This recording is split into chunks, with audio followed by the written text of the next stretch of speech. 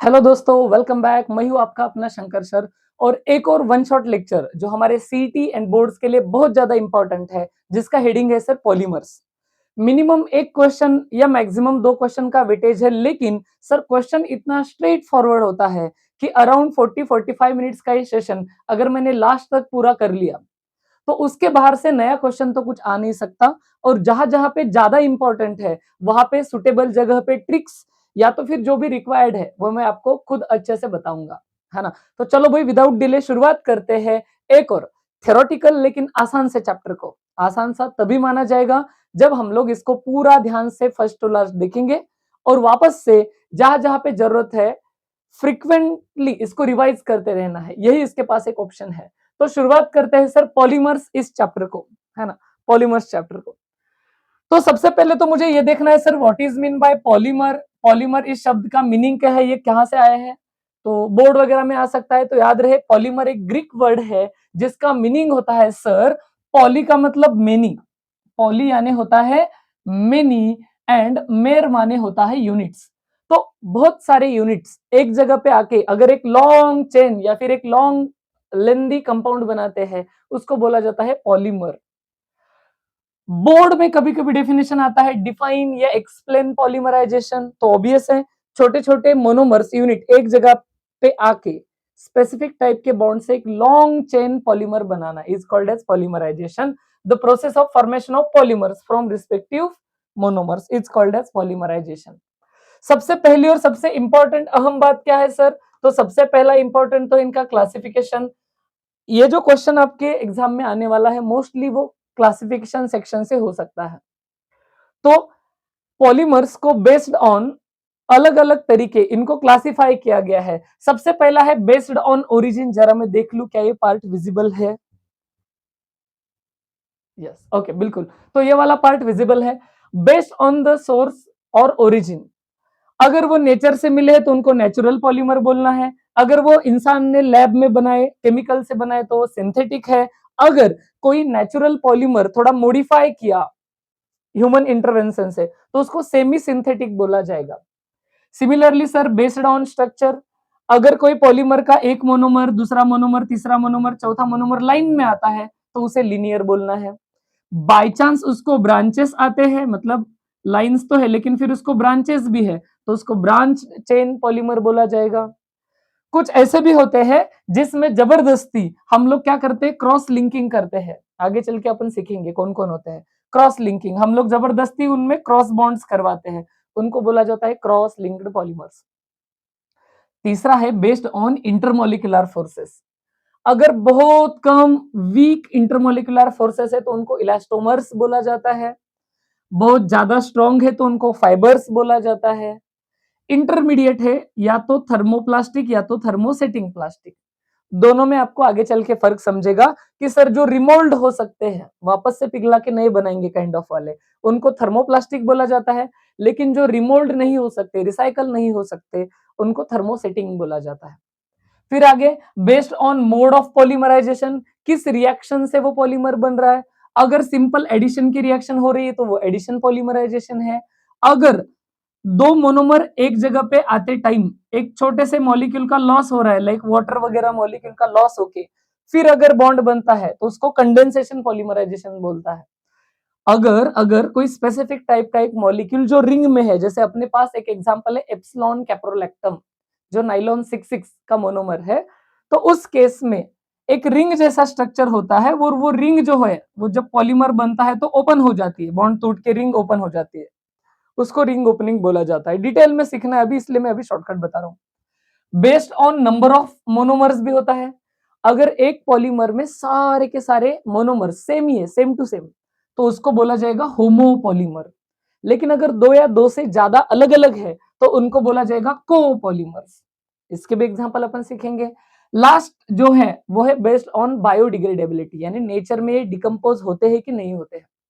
अगर वो नेचर में अपने आप डिग्रेड होते हैं तो उनको बायोडिग्रेडेबल बोला जाता है। अगर वो नेचर में डिग्रेड नहीं होते तो उनको नॉन बायोडिग्रेडेबल बोला जाता है। तो वन बाय वन देखते हैं सर क्या क्या होता है। तो चलो भाई शुरुआत करते हैं, है ना। इनको थोड़ा सा जूम कर लूं, फॉन्ट साइज जो भी है।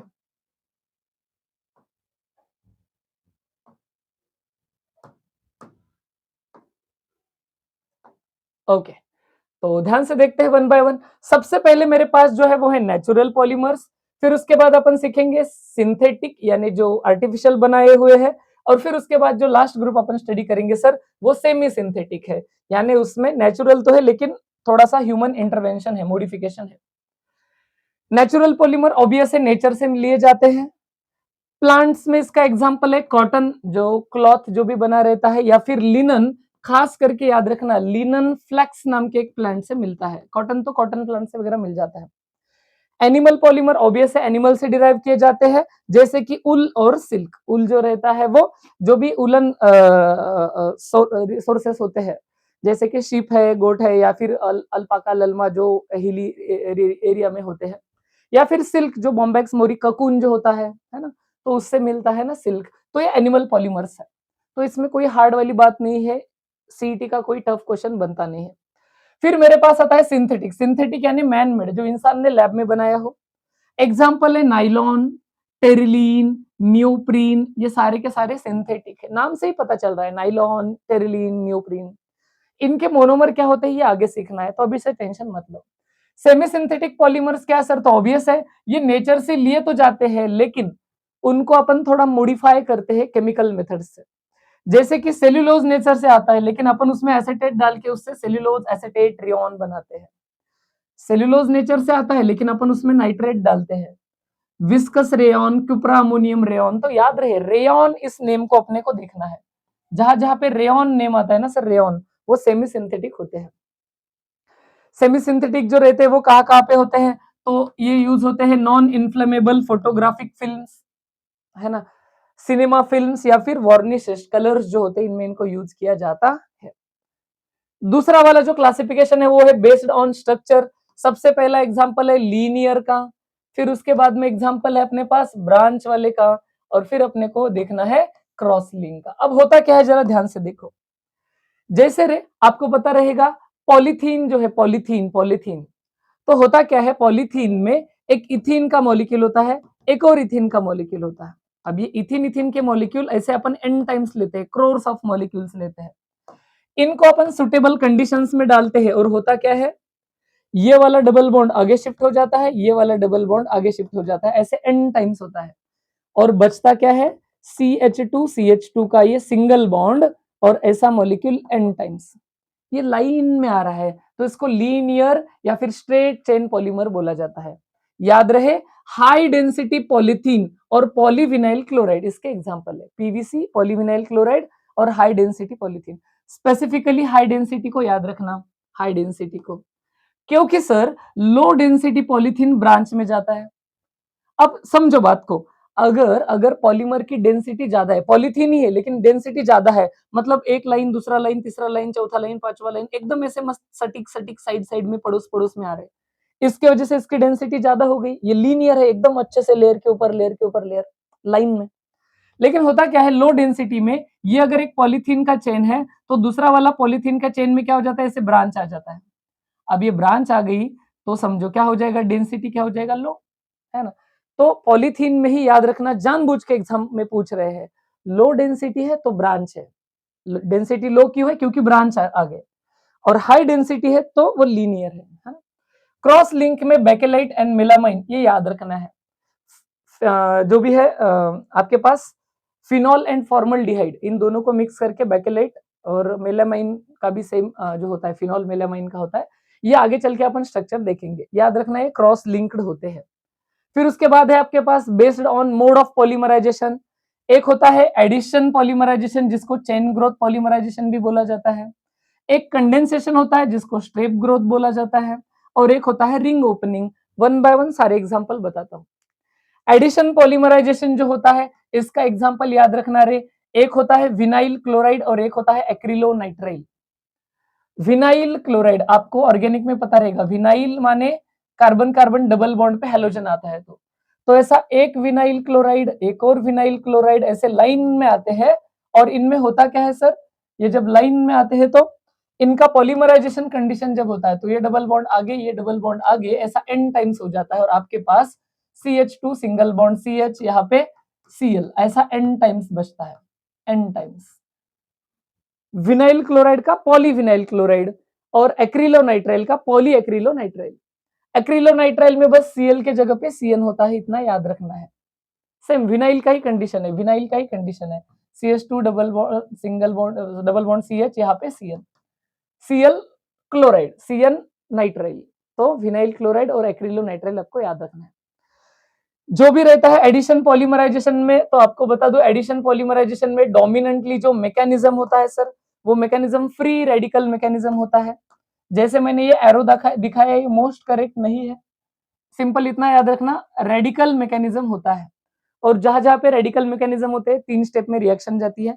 सबसे पहले चेन इनिशिएशन होता है, सीईटी का पीवाईक्यू याद रखना, चेन इनिशिएशन यानी पेरोक्साइड की रिएक्शन, सॉरी फ्री रेडिकल की रिएक्शन स्टार्ट करनी है तो उनमें पेरोक्साइड्स डाले जाते हैं, पेरोक्साइड्स अलग अलग पेरोक्साइड्स डाले जाते हैं। कौन से, इतना टेंशन मतलब पेरोक्साइड, तो फिर एडिशन पॉलीमराइजेशन और फ्री रेडिकल हो जाएगा। फिर होता है आपके पास सेकंड स्टेप चेन प्रोपोगेशन, फिर चेन प्रोपोगेशन यानी चेन आगे बढ़ती है, और फिर होता है चेन टर्मिनेशन।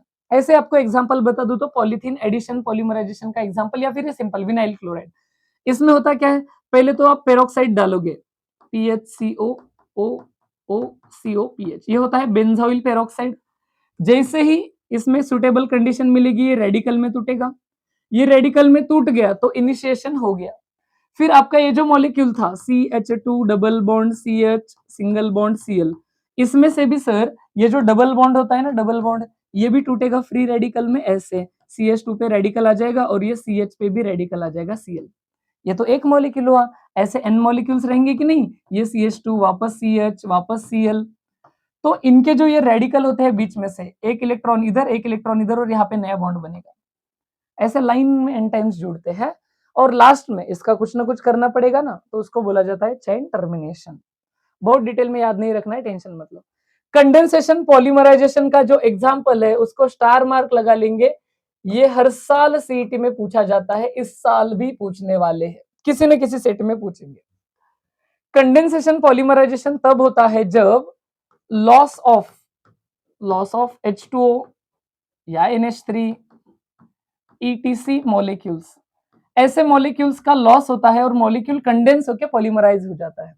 कैसे सर, तो जैसे एग्जांपल देखो, एग्जांपल है टेरिलीन। टेरिलीन आपको याद रखना है, टेरिलीन जो होता है इसके 2 मोनोमर्स है, एक है इथिलीन ग्लाइकॉल और एक है ट्रिप्थैलिक एसिड। तो टेरिलीन को मैं ट्रिक से कैसे याद रखूंगा, टेरिलीन इसको मैं ऐसे याद रखने की कोशिश करूंगा, टेरी से याद रखूंगा ट्रिप्थैलिक एसिड, ट्रिप्थैलिक ETH, टी पहले होना चाहिए,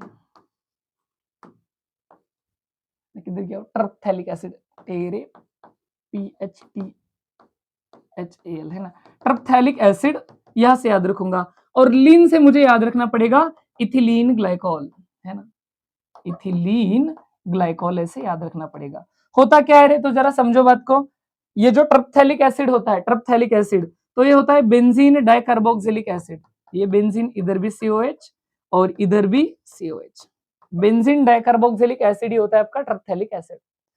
इसमें आप क्या करते हो, इथिलीन ग्लाइकॉल डालते हो, इथिलीन ग्लाइकॉल होता है OH CH2 CH2 OH, दो पड़ोसी पड़ोसी कार्बन को, पॉलीमराइजेशन क्या होता है सर, तो एसिड का OH और इसका H, लॉस ऑफ वाटर हो जाएगा, और जहां से लॉस ऑफ वाटर हो गया वहां पे बॉन्ड बनेगा। माने क्या, अगर मैं बात करूं तो यहाँ पे O है ना, फिर C, उसके बाद ये benzene ring as it is, है ना, उसके बाद में क्या बचा, C डबल बॉन्ड O, फिर उसके आगे इसका O, और फिर CH2 एंड सो ऑन आगे, है ना, ऐसा n टाइम्स। तो ये ईस्टर टाइप का बॉन्ड बनता है, ईस्टर टाइप का, है ना। तो ये पॉलिस्टर का भी एग्जांपल है टेरिलीन, क्योंकि इसमें ईस्टर बॉन्ड बना है। तो लॉस ऑफ वाटर से ऐसे बनता है। चलो इंपॉर्टेंट बात याद क्या रखना है, कंडेंसेशन पॉलीमराइजेशन का एग्जांपल क्या है सर, टेरिलीन, टेरिलीन टेरी टर्पथैलिक एसिड, लीन इथिलीन ग्लाइकॉल, है ना, ये याद रखना है। फिर उसके बाद कंडेंसेशन पॉलीमराइजेशन की डेफिनेशन है जो सिर्फ बोर्ड में इंपॉर्टेंट है, the process of formation of polymers from polyfunctional monomers, एक से ज्यादा टाइप के फंक्शनल ग्रुप्स रहेंगे, with the elimination of small molecule such as water, HCl, methanol, ammonia, है ना, इसको कंडेंसेशन पॉलीमराइजेशन बोला जाता है। क्योंकि इसमें से लॉस ऑफ एक छोटा सा मॉलिक्यूल होता है, इसको स्टेप ग्रोथ पॉलीमराइजेशन भी बोला जाता है, स्टेप वाइज ग्रोथ होती है ना। नेक्स्ट है सर मेरे पास रिंग ओपनिंग, इसमें होती है रिंग ओपन और पॉलीमराइजेशन हो जाता है। एग्जाम्पल इनमें दिया है लैक्टम्स, साइक्लिक इथर्स, लैक्टोन्स, लेकिन इनका कोई स्ट्रक्चर सिलेबस में नहीं दिया। याद रहे स्ट्रॉन्ग एसिड या स्ट्रॉन्ग बेस कैटालाइज ये रिएक्शन होते हैं। एग्जाम्पल है epsilon caprolactam. Epsilon caprolactam learn करने का ट्रिक याद रखना, सी डबल बॉन्ड ओ और पड़ोस में NH। आपको याद रहेगा सर इसको अमाइड भी बोला जाता है। और इसमें और रहेंगे आपके पास कुछ इतने मेंबर्स, टोटल 7 मेंबर्स, 1 2 3 4 5 6 और 7, 7 मेंबर होते हैं। आपको पता है अल्डिहाइड कीटोन चैप्टर से कि sir C double bond O group में जो पड़ोसी होता है उसको अल्फा बोला जाता है, फिर बीटा, फिर गामा, फिर डेल्टा और फिर एप्सिलॉन। तो एप्सिलॉन पे अमीनो ग्रुप आया है इस कार्बोनिल के, तो फिर इसको एप्सिलॉन कैप्रोलैक्टम बोला जाता है। जब मैं सुटेबल एसिड कंडीशन देता हूं, स्ट्रॉन्ग एसिड कंडीशन और बाकी जो भी रिएक्शन कंडीशन है, तो उस केस पे ऐसा एक और मॉलिक्यूल भी तो रहेगा, तो ये बॉन्ड यहां से ब्रेक हो जाता है, ये नाइट्रोजन अगले वाले सी डबल बॉन्डो पे अटैक करता है और इसके लेफ्ट में जो एन रहेगा वो इस पे अटैक करता है और चेन ओपन हो जाती है सीधे चेन में। और सीधे चेन में अगर आ गया, जिसका स्ट्रक्चर याद रखना आपके लिए मैंडेटरी नहीं भी है, फिर भी बता देता हूं, ये सी डबल बॉन्ड ओ के लेफ्ट में इधर से कौन आ गया, एन, ये नेक्स्ट वाले मॉलिक्यूल का, तो उसको ड्रॉ ही नहीं करता हूं, इधर से ना लेफ्ट से एक आ गया। बचे कितने carbon, CH2 CH2 CH2 CH2 CH2, कितने टाइम्स है, 5 टाइम्स, CH2 5 टाइम्स।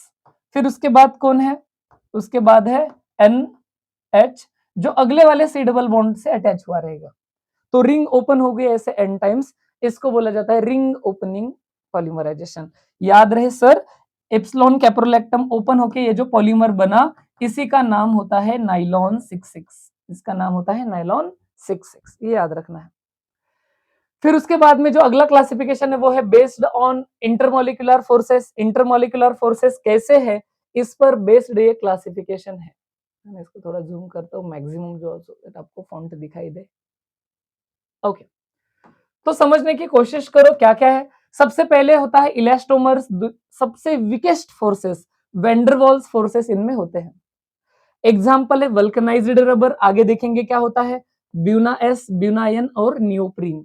ये चित्र देखो रबर का, ये जो नॉर्मल रबर होता है ना, ये वाला रबर इलास्टोमर वीकेस्ट फोर्सेस होते हैं, इसलिए देखो तुम रबर को एक लिमिट तक स्ट्रेच करो इजीली ब्रेक हो जाएगा, टूट जाएगा।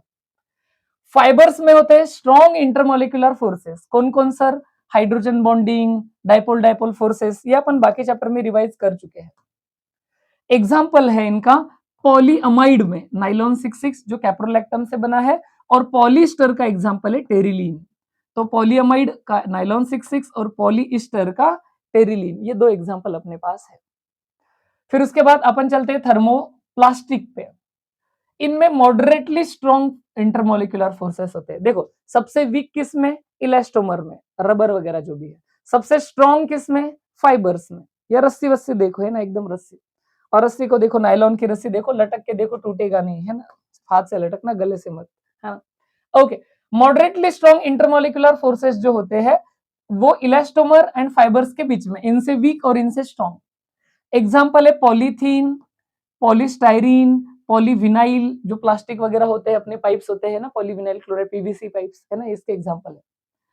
थर्मोप्लास्टिक से थर्मोसेटिंग प्लास्टिक थोड़ा सा अलग है। किसमें अलग है, ये रिमोल्ड नहीं हो सकता। थर्मोप्लास्टिक को तुम रिमोल्ड कर सकते हो, रिसाइकल कर सकते हो, थर्मोसेटिंग को नहीं। ऐसा क्यों सर, क्योंकि thermoplastic and thermosetting basically same थे। आपने क्या किया, उसमें एक्सटेंसिव क्रॉस लिंकिंग कर दी। क्यों ऐसा किया, आपको उनका हार्डनिंग या सेटिंग करना था, उसको स्ट्रॉन्ग बनाना था, थोड़ा सा, है ना, स्ट्रेंथ बढ़ाना था, इसलिए आपने इसे कर दिया। इसके कारण ये क्या नहीं होते, रिमोल्ड नहीं होते। ये वाले देखो, ये इंस्ट्रूमेंट्स जो है वो, है ना, मशीन वगैरह में यूज होते जो भी है। बैकेलाइट या फिर यूरिया फॉर्मल्डिहाइड रेजिन जो बहुत स्ट्रॉन्ग होते हैं, ये थर्मोसेटिंग प्लास्टिक के एग्जाम्पल है। अगला वाला है क्लासिफिकेशन बेस्ड ऑन, ये तो बड़ा आसान है, based on type of monomers. अरे सर ओनली वन टाइप के रिपीटिंग यूनिट्स यानी मोनोमर्स है, तो उसको होमो पॉलीमर्स बोलना है। आपने कोऑर्डिनेशन केमिस्ट्री में नहीं बोला था, सारे लिगेंड सेम है तो होमोलेप्टिक, अलग अलग है तो हेट्रोलेप्टिक। वैसे ही सारे मोनोमर सेम है तो होमोपॉलीमर, दो या दो से अलग अलग टाइप के मोनोमर है तो उसको कोपॉलीमर बोलना है। Example Buna S, Buna N, copolymer. थोड़ी देर में इनके मोनोमर लर्न करेंगे आगे, है ना। और होमोपॉलीमर में पॉलीथीन इथिन से बना है, पॉलीप्रोपीन प्रोपीन से बना है, नाइलॉन 6 पॉली एक्रिलोनाइट्राइल एक्रिलोनाइट्राइल से बना है, नाइलॉन 6 कैप्रोलैक्टम से बना है ना, ये वाले एग्जांपल्स है। ओके, पहली बार अपने को कुछ लर्न करने वाली अच्छी सी बात आ गई जो जानबूझ के सीईटी में पूछा जाता है, तो ये मुझे लर्न होना चाहिए सर। इथिलीन माने कि इथिन, इथिन के पॉलीमर है पॉलीथीन। विनाइल क्लोराइड अभी अभी मैंने बोला था CH2 डबल बॉन्ड CH को यहाँ पे Cl, तो पॉलीविनाइल क्लोराइड। आइसोब्यूटाइलीन से पॉली आइसोब्यूटाइलीन, आइसोब्यूटाइलीन ऐसा वाला, इसको ब्रांच है और उसमें डबल बॉन्ड है ना। एक्रिलोनाइट्राइल, एक्रिलोनाइट्राइल माने वही है ना, विनाइल क्लोराइड जैसा, सिर्फ Cn होता है उसमें, तो poly acrylonitrile. Important, caprolactam nylon 6 है ना, नाइलॉन 6, अरे सॉरी इधर नाइलॉन 6 बोला क्या मैंने, ओके नाइलॉन 6 6 नहीं, नाइलॉन 6 है ना। नाइलॉन 6 वो जो है वो क्या है आपका, हेक्सामिथिलीन डायमीन और एडिपिक एसिड। तो इसके वापस से मैं अच्छे से मोनोमर लिखवा देता हूं। एक होता है हेक्सामिथाइलिन माने CH2 6 बार NH2, नाम भी लिख देता हूं हेक्सामिथाइलिन, और 2 बार अमाइन है इसलिए क्या लिखूं sir, diamine plus adipic acid. Adipic acid आपको लर्न करवाया था रे कहां पे, कार्बोक्सिलिक एसिड चैप्टर में। डाई कार्बोक्सिलिक एसिड एक ट्रिक था ओम्स का, OMSGA, 2 carbon 3 carbon 4 carbon 5 carbon 6 carbon, 6 carbon का डाई कार्बोक्सिलिक एसिड। स्ट्रक्चर बता दूं तो वापस से CH2 रहेगा 4 बार, एक COH इधर और एक COH इधर, हो गए ना टोटल 6। तो ये होता है, इनसे बनता है नाइलॉन 6। एक होता है ब्यूना एस, रबर का प्रकार है ब्यूना एस, इसमें ब्यूटाडाइन और स्टाइरिन। देखो ब्यूना ब्यूटाडाइन, ब्यूटाडाइन माने ब्यूटेन 13 डाइन, और स्टाइरिन, स्टाइरिन जो है वो बेंजीन का डेरिवेटिव है ना, बेंजीन के आगे CH डबल बॉन्ड CH2। चित्र याद रखना जरूरी नहीं है तो स्किप करता हूं। Buena S, butadiene styrene, BS है ना, ये वाला होता है। फिर आपके पास जो अगला क्लासिफिकेशन है वो है बेस्ड ऑन बायोडिग्रेडेबिलिटी। जो नेचर में माइक्रोब्स द्वारा इजीली डिग्रेड हो जाते हैं उनको बायोडिग्रेडेबल बोलना है, जैसे कि aliphatic polyester and polyamide. Example देखो रे, starch, protein, cellulose, glycogen easily decompose होते हैं। ह्यूमन बॉडी में यही बने हैं, प्लांट्स में यही बने और ये सब सारे डिकम्पोज हो जाते हैं। एक सबसे इंपॉर्टेंट याद रखना जो सीईटी का फेवरेट है वो है PHVB, poly beta hydroxy butyrate and को बीटा हाइड्रोक्सी वैलेरेट। स्ट्रक्चर याद नहीं रखना, इतना याद रखो, PHVB, बीटा हाइड्रोक्सी ब्यूटाइरेट को बीटा हाइड्रोक्सी वैलेरेट, है ना, ऐसा होता है। तो ब्यूटायरिक एसिड एंड वैलेरिक एसिड का बीटा पे हाइड्रोक्सी हाइड्रोक्सी लगा देना है। ब्यूटायरिक एसिड 4 कार्बन का, वैलेरिक एसिड 5 कार्बन का, है ना, ऐसे याद रखना है। नाइलॉन टू नाइलॉन 6 जो होता है, जो ग्लाइसिन एक अमीनो एसिड है और एप्सिलॉन अमीनो कैप्रोइक एसिड से बना हुआ है। इनके चित्र आपको याद नहीं रखने हैं, मोनोमर याद होने चाहिए। नाइलॉन टू नाइलॉन 6 ग्लाइसिन और एप्सिलॉन अमीनो कैप्रोइक एसिड, ये बायोडिग्रेडेबल है। जो बच गए, इनको छोड़ के जितने अपने सिलेबस में है बच गए, वो सारे के सारे नॉन बायोडिग्रेडेबल है, मतलब माइक्रोब इनमें नेचर में अपने आप डिग्रेड नहीं कर सकते, ये वैसे ही रहेंगे। फिर उसके बाद आपको जो है वो क्लासिफिकेशन यहाँ पे हो गया खत्म। अब अपने पास आ गया main polymer monomer, polymer monomer फटाफट सीखना है अपने को। मेरे पास जो इंपॉर्टेंट पॉलीमर है उसमें सबसे इंपॉर्टेंट है रबर, है ना, रबर। रबर जो होता है वो इलास्टोमर कैटेगरी में आता है, इलास्टिक होता है, उसमें वीक वैंडरवाल्स फोर्सेस होता है ना। इलास्टोमर्स को ही पॉपुलरली रबर बोलते हैं, आपको ऐसा क्वेश्चन आ सकता है। एग्जाम्पल बलून में जो यूज होते हैं, शू के शोल में जो यूज होते हैं, सरफेस है ना, टायर्स में सर्जन के जो ग्लोव्स होते हैं उसमें, गार्डन होज यानी गार्डनिंग में काम करते टाइम पे जो पंजा पहना जाता है ना उसमें यूज किया जाता है। एग्जाम्पल है सबसे पहला नेचुरल रबर। नेचुरल रबर का मोनोमर होता है आइसोप्रीन। आइसोप्रीन क्या होता है सर, आपको देखो स्ट्रक्चर याद नहीं रहा तो भी चलेगा, इतना याद रखना है, नेचुरल रबर आइसोप्रीन। आइसोप्रीन होता है 1,3 ब्यूटाडाइन के 2 नंबर पे ब्रांच। ऐसा एक आइसोप्रीन, एक और आइसोप्रीन, एक और आइसोप्रीन, ऐसा कितने टाइम्स, n टाइम्स आते हैं और ये एक दूसरे में ऐड हो जाते हैं। और रिएक्शन क्या होती है, ये डबल बॉन्ड आगे शिफ्ट होता है तो ये डबल बॉन्ड आगे और ये और आगे तो फिर ये आगे और ये और आगे, है ना। इसका अगर मोनोमर निकालू तो इस बीच वाले को ध्यान से देखो क्या क्या हो रहा है इसके साथ। इधर बॉन्ड है तो छोड़ देता हूँ, यहां से शुरुआत करता हूँ। ये ऐसे ऐसे और ऐसे तो था, डबल बॉन्ड बीच में आ गया, ब्रांच वहां पे है, इधर से भी ब्रांच है और उधर से भी ब्रांच है। ऐसा कितने टाइम्स? एन टाइम्स होता है। ये होता है नेचुरल रबर, इतना याद रखो। नेचुरल रबर आइसोप्रीन, है ना, आइसोप्रीन आइसोप्रीन। ओके, प्रॉपर्टीज दी है जो सीईटी के लिए ज्यादा इंपॉर्टेंट नहीं है। जो भी आइसोप्रीन होता है वो सिस कॉन्फ़िगरेशन में रहता है ना। सिस कॉन्फ़िगरेशन में, सिस आपको पता है, ये अगर ऐसे रहा तो सिस है और ऐसे रहा तो ट्रांस है। सिस में रहता है, सिस में रहता है तो ये स्ट्रेच हो सकता है, ये वाले बॉन्ड्स जो है ना ये स्ट्रेच हो सकते हैं, इसीलिए इसमें जो भी है ना ये वाला कैरेक्टर है। It consist various chains held together by weak van der Waals forces, और ये कॉइल्ड स्ट्रक्चर में होता है, तभी तो स्ट्रेच हो रहा है। It can B stretch like spring, and इसके वजह से इसमें इलास्टिक प्रॉपर्टी होता है। एक इंपॉर्टेंट पॉइंट जो बोर्ड में यूजुअली बहुत पूछा जाता है, कभी कभी सीईटी पूछेगी, वल्कनाइजेशन ऑफ रबर क्या होता है। देखो सर, रबर की स्ट्रेंथ बहुत कम होती है, इसमें वीक फोर्सेस होते हैं, तो उसे स्ट्रॉन्ग बनने के लिए अपन क्या करते हैं, इसमें नेटवर्क ऑफ क्रॉस लिंक्स बनाने की कोशिश करते हैं। इसके लिए हम लोग यूजुअली सल्फर वगैरह मिक्स करते हैं, सल्फर जैसे कंपाउंड्स मिक्स करते हैं। तो एक चेन था, दूसरा चेन था, तीसरा चेन था, तो इंडिविजुअल चेन है तो उसका स्ट्रेंथ कम रहेगा। अगर उन स्ट्रेंथ में इन चेन्स में कुछ क्रॉस लिंकिंग हो जाए तो मजा आ जाए, थोड़ा सा स्ट्रेंथ बढ़ेगा। ये क्रॉस लिंकिंग करने के लिए अपन यूजुअली सल्फर वल्कनाइजेशन वगैरह करते हैं, बाकी भी कंपाउंड से, लेकिन सल्फर डोमिनेंट है। इससे क्या होता है सर, तो वल्कनाइजेशन से टेंसाइल स्ट्रेंथ, स्टिफनेस, इलास्टिसिटी, जो भी है ना, टफनेस, वो जो है ना वो बढ़ता है। इस प्रोसेस को क्या बोला जाता है? वल्कनाइजेशन, वरना वल्कनाइजेशन।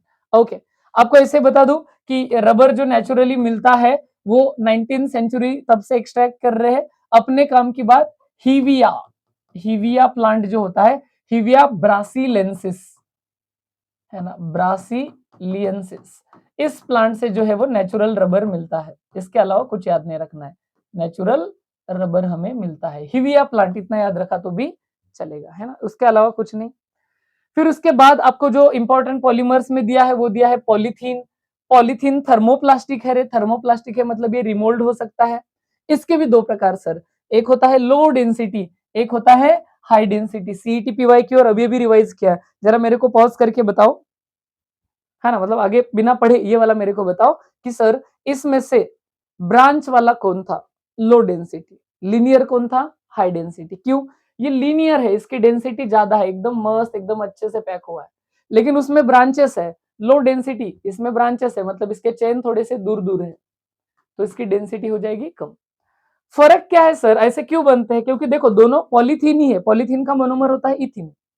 अगर मैंने क्या कर दिया, पॉलीइथिन ले लिया और 1000 से लेके 2000 तक एटमॉस्फेरिक प्रेशर, टेम्परेचर भी 350 केल्विन, और ऑक्सीजन जो भी है जो भी है ना, ऑक्सीजन का प्रेजेंस रखा, तो फटाफट फटाफट पॉलीमराइजेशन होने के चक्कर में ब्रांचिंग हो जाती है।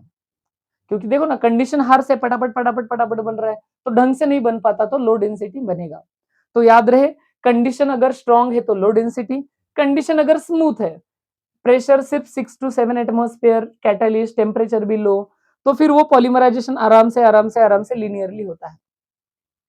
Low density films are extremely flexible but tough, chemically inert and moisture resistance. No doubt polythene ये पुअर कंडक्टर है, एग्रीकल्चर पाइप वगैरह में इसको यूज किया जाता है। जो भी अपने वायर्स है उसके ऊपर का जो कवर होता है ना, इंसुलेशन टू इलेक्ट्रिक केबल्स। फिर फिल्म्स, शीट्स बनाने के लिए पैकेजिंग, स्क्वीज बॉटल में इसको यूज किया जाता है। वही बहुत इंपॉर्टेंट बात जो सीईटी का पीवाईक्यू है, स्टार मार्क लगा रहा हूं, हाई डेंसिटी पॉलीमर बनाने के लिए अगर आप लोग कंडीशन लो रख रहे हो, मतलब प्रेशर वगैरह लो रख रहे हो, तो आपको कैटालिस्ट की जरूरत है। और जो कैटालिस्ट यूज होता है वो होता है जिगलर नट्टा कैटालिस्ट।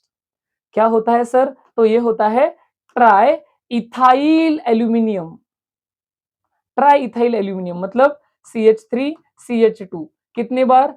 3 बार एल्यूमिनियम प्लस TiCl4, है ना, टाइटेनियम क्लोराइड, इनका यूज होता है। तो इथाइल, है ना, जो होता है वो एल्यूमिनियम, 3 बार ethyl, ethyl ethyl ethyl, tri ethyl aluminium को याद रखना है। क्रिस्टलाइन होता है, हार्डनेस ज्यादा होती है, ये ज्यादा लो डेंसिटी से भी ज्यादा रेजिस्टेंस है क्योंकि ये कॉम्पैक्टली लिनियरली अरेंज है। इसको टॉयज वगैरह, हाउस होल्ड आर्टिकल, बकेट वगैरह बनाने के लिए, डस्टबिन, बॉटल्स के लिए यूज किया जाता है, और लैब में यूज किए जाने वाले लैब वेयर के लिए भी बनाए इसको यूज किया जाता है। फिर अगला इंपॉर्टेंट पॉलीमर मेरे पास टेफ्लॉन है। टेफ्लॉन का नाम आया है टेट्राफ्लूरोइथिलीन। टेफ्लॉन, टेट्राफ्लूरोइथिलीन, टेट्राफ्लूरोइथिलीन। इथिलीन क्या होता है सर? तो समझो, इथिलीन होता है 2 कार्बन, कार्बन कार्बन का डबल बॉन्ड, और टेट्रा फ्लूरो मतलब 4 बार फ्लूरो, तो ये होता है इसका मोनोमर। इथिन को चारों जगह पे फ्लोरीन्स है। फिर ऐसे 2 से ज्यादा मॉलिक्यूल्स आते हैं, ये हुआ एक मॉलिक्यूल, एक और मॉलिक्यूल आएगा ऐसे, इधर भी फ्लोरीन, इधर भी फ्लोरीन, इधर भी फ्लोरीन, इधर भी फ्लोरीन। और सर इसमें क्या हो जाएगा? पॉलीमराइजेशन हो जाएगा। कैसे पॉलीमराइजेशन? ये वाला डबल बॉन्ड आगे, ये वाला डबल बॉन्ड आगे, एंड सो ऑन। मतलब बेसिकली कुछ ऐसा कि कार्बन को फ्लोरीन फ्लोरीन है, सिंगल बॉन्ड कार्बन को फ्लोरीन फ्लोरीन है, और इसके राइट में भी बॉन्ड है और लेफ्ट में भी बॉन्ड है, ऐसा एन टाइम्स हो रहा है। टेफ्लॉन, टेट्राफ्लूरोइथिलीन, टेट्राफ्लूरोइथिलीन, 4 फ्लूरोइथिलीन, ये एक मोनोमर हुआ है ना, ऐसे एन टाइम्स आते हैं, है ना। तो ये वाला हुआ। इसकी खास बात क्या है? तो टेफ्लॉन टफ होता है, केमिकली इनर्ट है, resistance to heat and corrosive reagents होता है। तो इसीलिए अगर मान लो मेरे को कोई केमिकल स्टोर करके रखना है, केमिकल एसिड वगैरह जो भी है, तो इसको ढक्कन लगाने के बाद भी ये ओलाटाइल होते हैं, थोड़ा थोड़ा उड़ के जा सकते हैं, तो इसको टेफ्लॉन मारते हैं, टेफ्लॉन के टेप से लपेट लेते हैं। क्यों? क्योंकि ये टफ भी है, केमिकली इनर्ट भी है, और हीट और करोजिव रिएजेंट्स को रिएक्ट नहीं करता।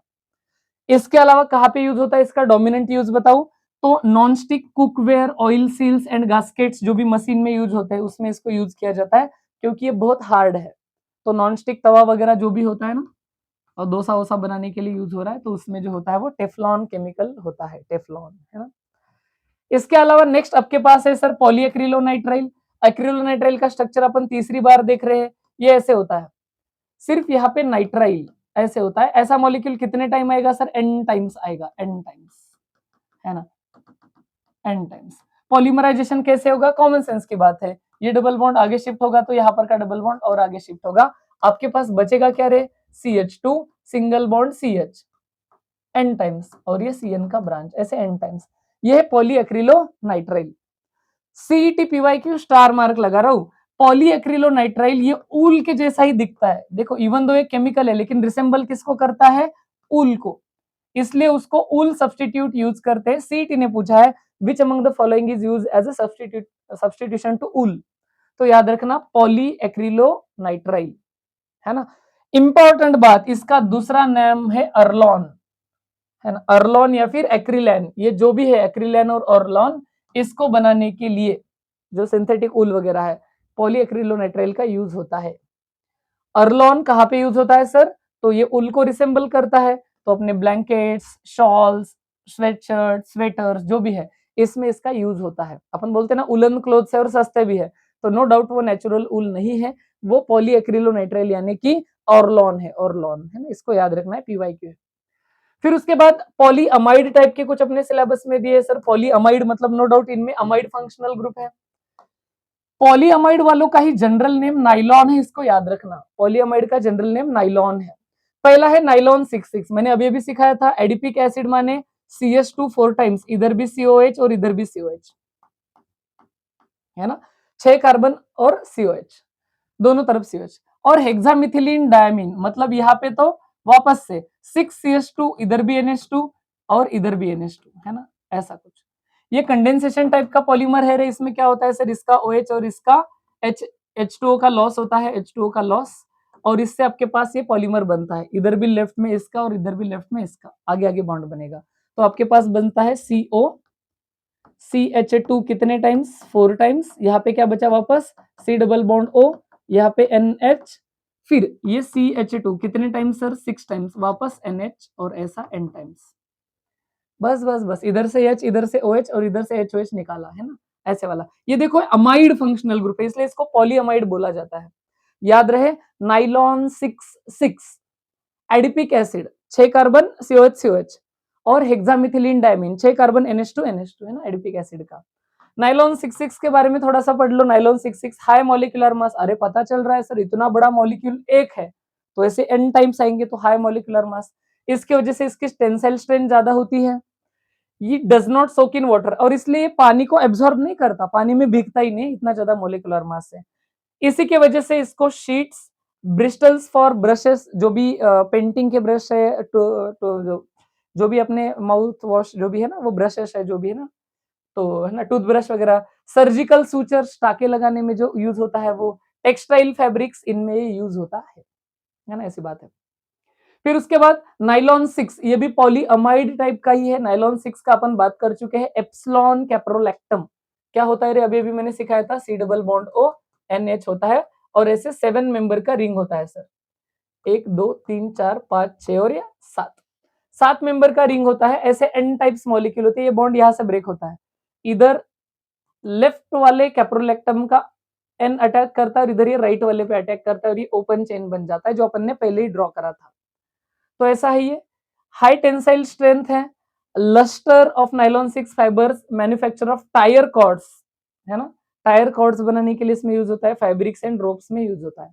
तो एप्सिलॉन कैप्रोलैक्टम नाइलॉन 6 जो होता है, अपन बोलते हैं नाइलॉन की रस्सी है, नाइलॉन की रस्सी है, तो ये वाला जो है ना रोप्स वगैरह में, फैब्रिक्स में यूज होता है, नाइलॉन से क्लोथ्स, नाइलॉन का जो भी है। तो epsilon caprolactam ring opening polymer, इसको अपन ने पढ़ा है 2 मिनट पहले। फिर उसके बाद सर पॉली ईस्टर टाइप के पॉलीमर भी है आपके पास, पॉली ईस्टर, है ना। तो अगर मैं बात करूं तो आपने सुना है पॉलिस्टर का क्लोथ है, पॉलिस्टर इसमें मिक्स है, ब्लेंडेड है, तो कमर्शियली मोस्ट इंपॉर्टेंट है ये, कमर्शियली मोस्ट इंपॉर्टेंट। और उनमें भी सबसे जो इंपॉर्टेंट है, जो सीईटी में कितनी बार पूछा गया है, वो है टेरिलीन डेक्रॉन, जो अभी अभी कल परसों पेपर हुआ सीईटी 2026 का, शिफ्ट 1 में भी पूछा गया था, शिफ्ट 1 है ना, उसमें पूछा था, है ना, ये वाला डेक्रॉन का। तो डेक्रॉन के मोनोमर पूछे थे, अरे डेक्रॉन के मोनोमर यानी कि टेरिलीन के मोनोमर, और कैसे याद रखा था, टेरिलीन, टेरिलीन एक तो टर्पथैलिक एसिड, टेरी से टर्पथैलिक एसिड, और लीन से ethylene glycol, ethylene glycol, structure अभी 2 मिनट पहले देखा था, है ना। टर्पथैलिक एसिड क्या होता है, तो बेंजीन के दोनों साइड में COH होता है, याद रहे, कैटालिस्ट जिंक एसेटेट और एंटीमनी ट्राइऑक्साइड, है ना, जिंक एसेटेट माने एसिटिक एसिड के साथ जिंक को मिक्स कर दो और एंटीमनी के साथ 3 ऑक्सीजन दे दो, है ना, Sb के साथ। तो ऐसी वाली बात है, स्ट्रक्चर नहीं निकालता हूं, अभी अभी अपन ने सीखा है क्या होता है, एक और बार बता दूं, इथिलीन ग्लाइकॉल म्हणजे CH2 दोनों को OH दे दो सर, है ना, ये वाला दे दो, प्लस ट्रपथैलिक एसिड माने ये जो बेंजीन है, बेंजीन इधर भी COH छापो, इधर भी COH छापो, ये कंडेंसेशन टाइप का पॉलीमराइजेशन है रे, एसिड से OH और यहाँ से H जाता है और बचा हुआ अटैच होके ऐसा n टाइम्स हो जाता है ना, तो ऐसा वाला पॉलीमर है। टेरिलीन की खासियत सुन लो, हैज, इसीलिए कमर्शियली सबसे इंपॉर्टेंट है, relative high melting point and resistance to chemical and water, water and chemical से रेजिस्ट करता है ये। It is use for making wrinkle free fabrics, आप लोग देखना पॉलिस्टर के क्लोथ्स को प्रेस करो मत बोलते हैं, एक तो उसमें पॉलिस्टर है, वो चपक जाता है या फिर मेल्ट हो जाता है, और इसीलिए इसमें रिंकल भी नहीं आते, जरूरत ही नहीं है। अगर मैंने क्या कर दिया, इसी टेरिलीन को कॉटन के साथ बेंड कर दिया तो इसको टेरिकॉट बोला जाता है, उल के साथ मिक्स किया तो टेरी उल बोला जाता है। और इतना ही नहीं, अपने हेलमेट्स जो होते हैं, सेफ्टी हेलमेट्स, उसके ग्लास का रीइंफोर्समेंट करना है। देखो हेलमेट का ग्लास, ग्लास यानी कांच नहीं होता, क्यों सर, और गिर गए, एक्सीडेंट हो गया, कुछ हो गया तो कांच ब्रेक होके घुस जाएगा ना, ब्रेक हो जाएगा, ऐसे नहीं चाहिए, लग जाएगा। वो ऐसे होना चाहिए कि वो बेंड हो गया तो चलेगा, वो ब्रेक यानी क्रैक हो गया तो चलेगा, लेकिन टुकड़े टुकड़े नहीं होने चाहिए। तो उसकी स्ट्रेंथ बढ़ाने के लिए उसमें ये जो है टेरिलीन यूज किया जाता है। एक होता है पॉलीइथिलीन ट्रिप्थैलेट, है ना, पॉलीइथिलीन ट्रिप्थैलेट, पीईटी जिसको बोलेंगे, इथिलीन ट्रिप्थैलेट जो भी है, ये एक फेमस थर्मोप्लास्टिक है जिसका ट्रेड नेम पीईटी, पीईटी माने क्या सर, पॉलीइथिलीन ट्रिप्थैलेट है, ट्रेड मार्केट में इस नाम से इसको पहचानते हैं, पीईटी पॉलीइथिलीन ट्रिप्थैलेट। ये बॉटल्स और जाम, पैकेजिंग कंटेनर्स, इसमें यूज किया जाता है। पॉलीकार्बोनेट्स अल्सो पॉलिस्टर है ना, इनके मेल्टिंग पॉइंट बहुत ज्यादा होते हैं और ये थर्मोसेटिंग रेजिंग है। पॉलीकार्बोनेट्स लेकिन क्रॉस लिंक्ड होते हैं, ये रिमोल्ड नहीं होते, बाकी रिमोल्ड हो सकते हैं। तो याद रखना, डेक्रॉन किसका नाम है, टेरिलीन, टर्पथैलिक एसिड, इथिलीन ग्लाइकॉल, है ना, ये वाला बहुत इंपॉर्टेंट है, इसको याद रखना है सर।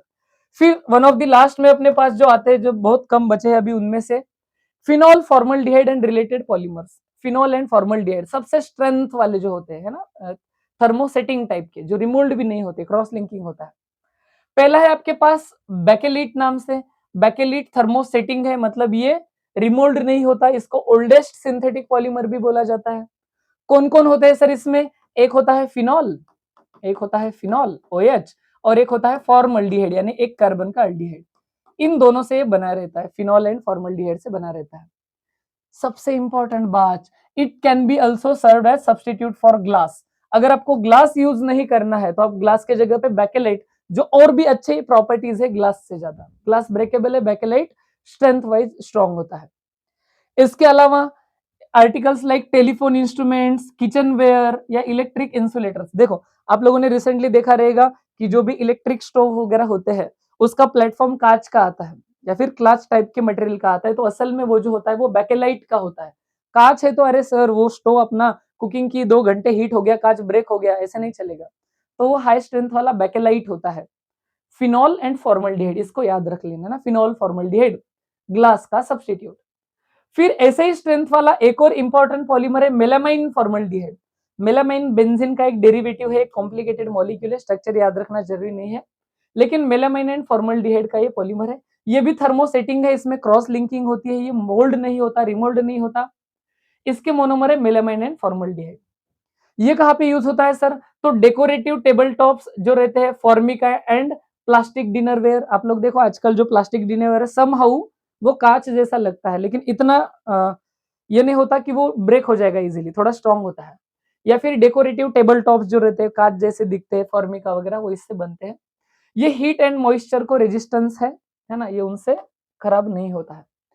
यहाँ पे सिर्फ स्ट्रक्चर दिए हैं, ये सिर्फ टेक्स्ट बुक में अपने अंडरस्टैंडिंग को दिए, आप टेंशन मत लेना ये देख के कि सर मुझे लर्न करना है क्या, बिल्कुल भी नहीं। देखो अपन बात करेंगे पहले बैकेलाइट की, है ना, पहले अपन बात करेंगे बैकेलाइट की। बैकेलाइट बना रहता है फिनॉल एंड फॉर्मल्डिहाइड से। एक फिनॉल एक फॉर्मल्डिहाइड एसिडिक या बेसिक कंडीशन में रिएक्शन होता है। आपको पता है फिनॉल जो होता है वो पॉजिटिव रेजोनेंस है, वो ऑर्थो और पैरा पे नेगेटिव चार्ज लाता है। तो फॉर्मल्डिहाइड कभी ऑर्थो पे, कभी ऑर्थो पैरा पे, और कभी दोनों ऑर्थो और पैरा पे अटैच हो जाता है। इसमें से सिर्फ ये पहला टाइप का मॉलिक्यूल अपने काम का है, अपन उसको सेपरेट करते हैं, ऑर्थो सब्स्टिट्यूटेड वाला। फिर उसके एन मॉलिक्यूल्स लेते हैं, ऐसे लाखों मॉलिक्यूल्स लेते हैं, फिर इनका पॉलीमराइजेशन करते हैं लाइन में। तो ये वाला OH अगले वाले OH के साथ, फिर अगले वाले OH के साथ, अगले वाले OH के साथ, ऐसे लाइन में बॉन्ड हो। इसको नोवोलैक बोला जाता है, नोवोलैक, है ना, नोवोलैक बोला जाता है। फिर ये नोवोलैक जो होता है उसकी क्रॉस लिंकिंग करते हैं, एक चेन है ना नोवोलैक का, इसकी क्रॉस लिंकिंग करते हैं, तो अल्टीमेटली जो लास्ट में बनता है वो बैकेलाइट है ना, ऐसा रहता है। तो याद रखना नोवोलैक एक इन बिटवीन स्टेप है, किसकी? ये बैकेलाइट बनाने की इन बिटवीन स्टेप है। मेलामाइन फॉर्मल्डिहाइड का देखो रे, मैंने बोला है बेंजीन जैसा रिंग होता है, एग्जैक्ट बेंजीन नहीं, देखो ध्यान से, बेंजीन ऐसे 6 कार्बन का होता है, ये भी 6 है, लेकिन इसमें 6 के जो 3 है वो नाइट्रोजन है, और जहां पे कार्बन है वहां पे NH2 रिंग के बाहर है।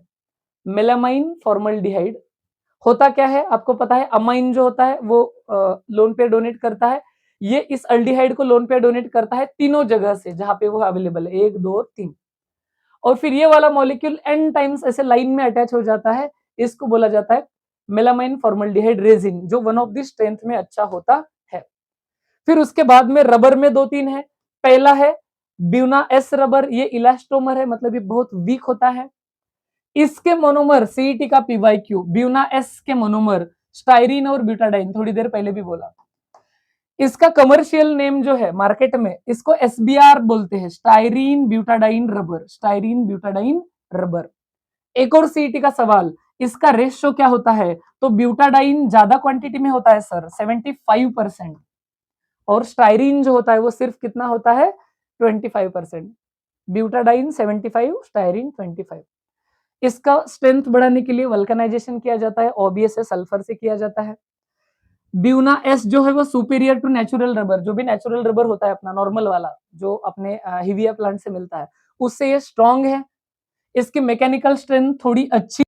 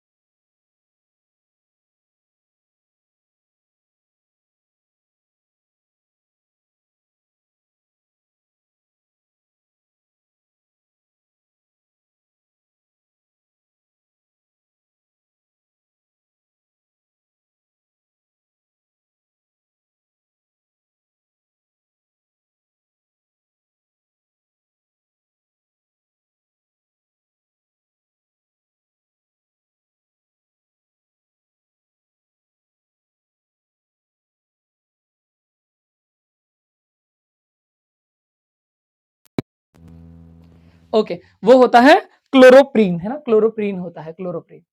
न्यूप्रीन particularly resistance to petroleum, vegetable oils, light as well as heat. तो सनलाइट उस पे अगर गिरे, हीट थोड़ा हो जाए, वेजिटेबल ऑयल या पेट्रोलियम जो इन्फ्लामेबल है, उनमें अगर नियोप्रीन जो होता है तो वो रेजिस्टेंस होता है, इसलिए उनमें यूज होता है। इसीलिए वो जो भी होज पाइप्स है, ट्रांसपोर्ट ऑफ गैसोलीन के लिए यूज होते हैं। तो आपको याद रहे कि पेट्रोलियम प्रोडक्ट्स भी पाइपलाइन के through one of the transport medium है, वो भेजे जाते हैं एक जगह से दूसरी जगह। तो इसमें आप लोग सिंपल मेटल के जो भी है वो पाइप्स यूज नहीं करते हो। रीजन बीइंग मेटल के स्ट्रॉन्ग तो है, लेकिन मेटल इलेक्ट्रिकल कंडक्टर है, अगर उसमें स्पार्क हो गया, कुछ करंट आ गया, तो जो भी है वो हजार्ड हो सकता है। तो फिर तो न्यूप्रिन उसके लिए रेजिस्टेंस है, पेट्रोलियम वगैरह को चार्ज ट्रांसफर वगैरह करता नहीं है, तो एटलीस्ट इसका इनर लेयर जो रहेगा, है ना, उस होज पाइप्स का, उसके लिए यूज होता है ना। या फिर गैस्केट्स जो भी इंजन के ऊपर जो भी है ना वो ढक्कन रहते हैं, इंजन, गाड़ी का इंजन बहुत हीट होता है तो हीट रेजिस्टेंस। इसके अलावा अच्छे क्वालिटी के केबल्स के जो भी इंसुलेटर है, उसके ऊपर का जो भी लेयर है वायर के ऊपर का, जैकेट बेल्ट है ना, पावर ट्रांसमिशन के लिए जो बेल्ट होते हैं, कन्वेइंग बेल्ट, इंजन को घुमाने वाला बेल्ट जो रहता है, बड़ा सा कन्वेयर बेल्ट, वो स्ट्रेंथ वाइज स्ट्रॉन्ग होना चाहिए, तो सिंथेटिक रबर नियोप्रीन का होता है। क्या होता है क्लोरोपिन, तो समझो रे, ये ब्यूटाडाइन है, उसमें क्लोरो है, ये एक आगे अटैच हो रहा है, ये इधर से ऐसा आगे आगे आगे करके ये नियोप्रीन बनता है, क्लोरोप्रीन से नियोप्रीन। इसमें वल्कनाइजेशन में एमजीओ वगैरह डाला जाता है, एमजीओ है ना, वल्कनाइजेशन, जो ऑक्साइड के क्रॉस लिंकिंग होती है और स्ट्रेंथ बढ़ती है। इसके अलावा आपके पास जो नेक्स्ट है वो है विस्कस रेयन। विस्कस रेयन किसका एग्जांपल है?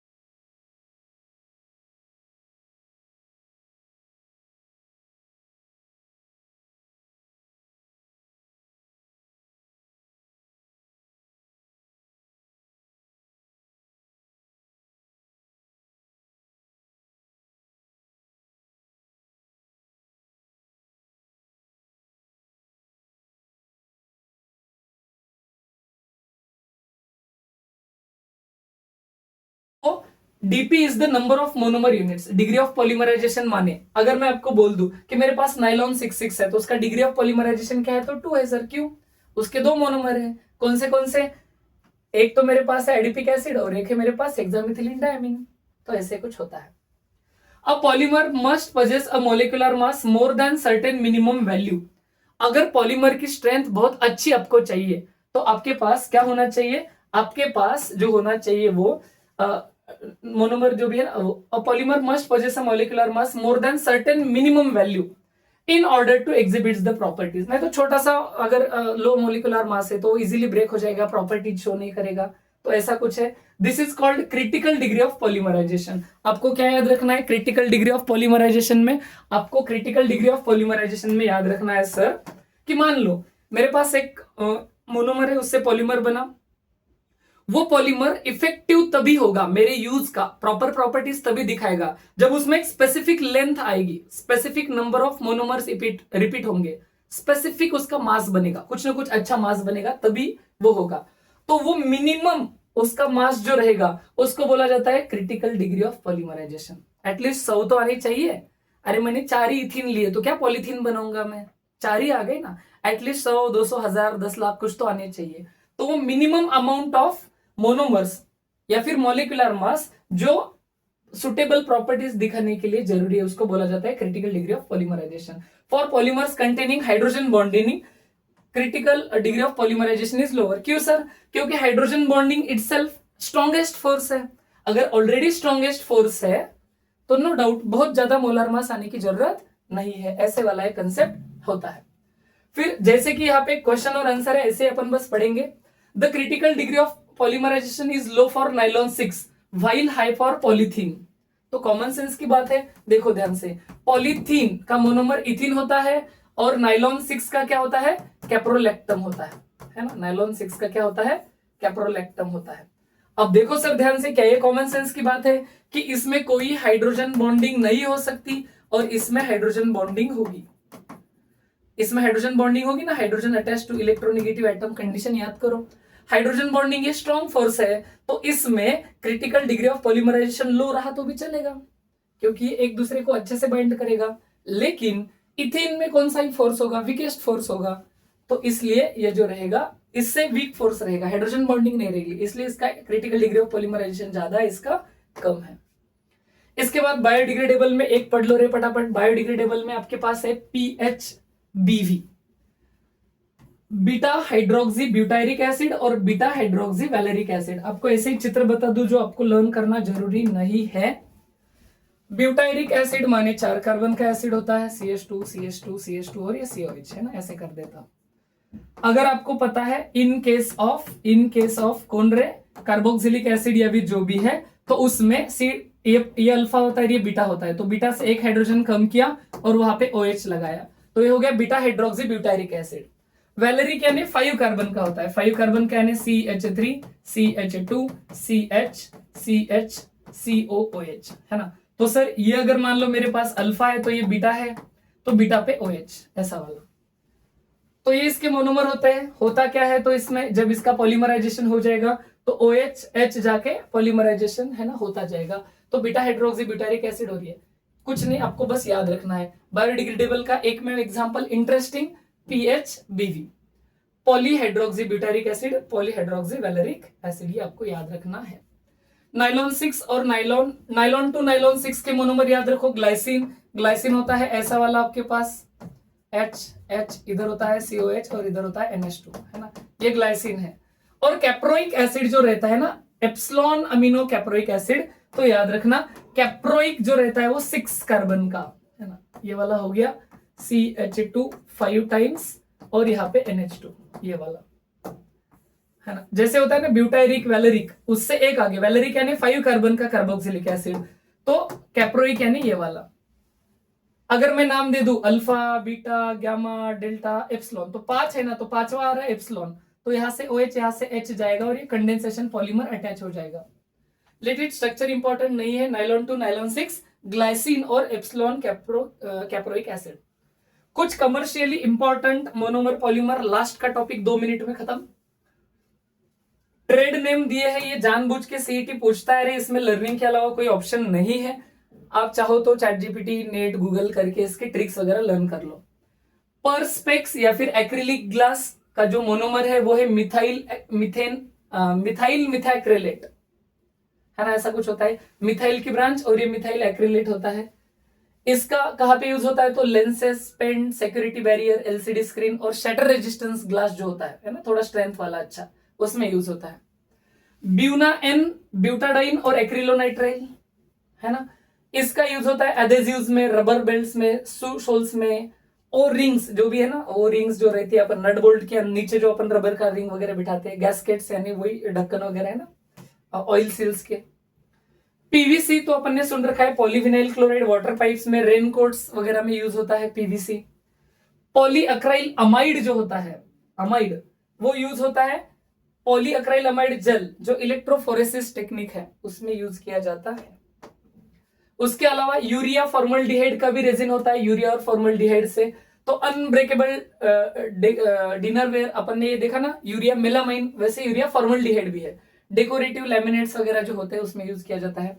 ग्लिप्टल सीईटी का पीवाईक्यू है, ग्लिप्टल को याद रखना, ग्लिप्टल टल से याद रखना थैलिक एसिड, और ग्लिप से ethylene glycol, glycol phthalic acid, glycol phthalic acid, glyptal glyptal glycol phthalic acid, है ना, इसको याद रखना। पेंट्स में यूज होता है ग्लिप्टल। पॉलीकार्बोनेट्स में याद रखना बिस्फिनॉल और फॉस्जीन, फॉस्जीन एक पॉइजनस गैस है और बिस्फिनॉल भी एक खराब केमिकल है, लेकिन इन दोनों को अगर मिक्स करके मैं वायर बना दूं तो इलेक्ट्रिकल एंड टेलीकम्युनिकेशन के हार्डवेयर जो होते हैं, जैसे ये है यहाँ पे, अगर प्लास्टिक का कुछ है तो वो वाला जो भी चीज है, वो फूड ग्रेड प्लास्टिक कंटेनर जो भी है ना, यूज एंड थ्रो प्लेट्स वगैरह जो कप है उसमें यूज होता है। पॉलीकार्बोनेट याद रखना, बिस्फिनॉल एंड फॉस्जीन। थर्मोकॉल, ये भी सीईटी पीवाईक्यू, थर्मोकॉल याद रखना, है ना। तो अगर आपके पास में जो भी है air field thin walled beds वगैरह जो भी है, या फिर अपनी जो भी पार्सल्स आते हैं, थर्मोकॉल अपन जिसको बोलते हैं, स्टाइरीन से बनता है, मतलब थर्मोकॉल इज पॉलीस्टाइरीन, पॉलिस्टर नहीं, पॉलीस्टाइरीन। स्टाइरीन मतलब क्या, बेंजीन के आगे CH डबल बॉन्ड CH2, तो नॉन बायोडिग्रेडेबल है। उसके साथ ये अगर इसको हीट किया तो ये लीच हो जाता है, पानी में वगैरह चला जाता है, तो ये बैन है, ऑफिशियली बैन है ना इसका यूज करना। तो ये हो गया आपके पास थर्माकोल। जरा देख लेना, 2-3 बार देखोगे, पीवाईक्यू लगाओगे तो कहीं पे कोई MCQ नहीं जाएगा। इवन दो ये चैप्टर थ्योरेटिकल है, लोगों को बोर लगता है, लेकिन कोई ऑप्शन नहीं, और आ गया तो बहुत आसान है भाई साहब, स्ट्रेट फॉरवर्ड क्वेश्चन आता है ना। तो यहाँ पे इसको करते हैं खत्म। पीवाईक्यूज आप लोग देख लेना, क्योंकि उसमें सॉल्विंग नहीं है, लर्निंग है। आपने अगर ये ध्यान से देखा और लगे जाके पीवाईक्यू लगाए तो गारंटी है 10 में से 7 या 8 तो आप यहीं पे लगाओगे। 1-2 के लिए आपको वापस से 2-3 बार रिवीजन और लर्निंग करना पड़ेगा। चलो तो यहाँ पे खत्म करते हैं। थैंक यू क्लास, मिलते हैं अगले वीडियो में।